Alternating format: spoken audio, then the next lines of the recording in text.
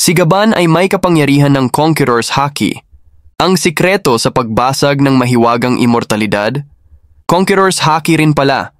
Ayon ito sa mga revelasyong lumabas sa One Piece Chapter 11-52, sobrang nakakagulat at hindi inaasahan, si Shanks pala ang tinutukoy na anak ng tadhana. Noong araw, inalok ni Shanks si Buggy na bumuo sila ng grupo ng mga pirata pero tinanggihan siya ni Buggy. Ang pamagat ng kabanata ay isang masamang araw. Nagsimula ang kwento sa pagsasalaysay ni Gaban kung paano mababasag ang immortalidad. Sabi niya, hindi naman talaga imposible talunin ang mga Knights of God pero kailangan pang mas palakasin ni Luffy ang kanyang Conqueror's Haki. Bukod pa rito, sa Straw Hat Pirates, hindi lang pala si Luffy ang may Conqueror's Haki. Noong una, tuwang-tuwa pa si Sanji pero si Zoro pala ang tinutukoy ni Gaban. Sabi ni Luffy, matagal na niyang alam na may Conqueror's Haki si Zoro. Sa kampo ng mga pirata, sinabi ni Hodge Rudin na hindi niya pakakawalan si Loki.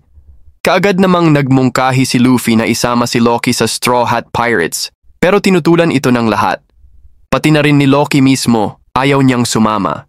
Pagkatapos nito nagsimulang balikan ni Gaban ang nakaraan noong magkasama sila ni Shanks sa Elbaf ang isla ng mga higante. Ang unang alaala, 14 na taon na ang nakalipas. Pumunta si Loki sa kastilyo para tanungin si Haring Harold kung bakit siya nakipag-alyansa sa World Government, ang pumatay sa alamat na pirata na si Rox. Sa kasamaang palad, pagdating ni Loki, patay na si Haring Harold, nasaksak ng sarili niyang mga sundalo. Sinabi ni Shanks kay Gaban na may koneksyon siya kay Haring Harold kaya gusto sana niyang muling makipagkita rito.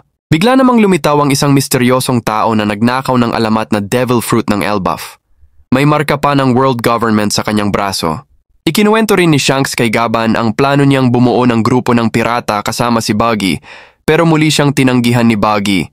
Natawa si Gaban at sinabing, dahil ikaw ang anak ng tadhana, hindi mo rin maiwasang humanga kay Buggy, kahit anak ng tadhana na si Shanks tinanggihan niya. Kaya naman, karapat-dapat lang na si Buggy ngayon ang nakaupo sa trono ng 4 na emperador.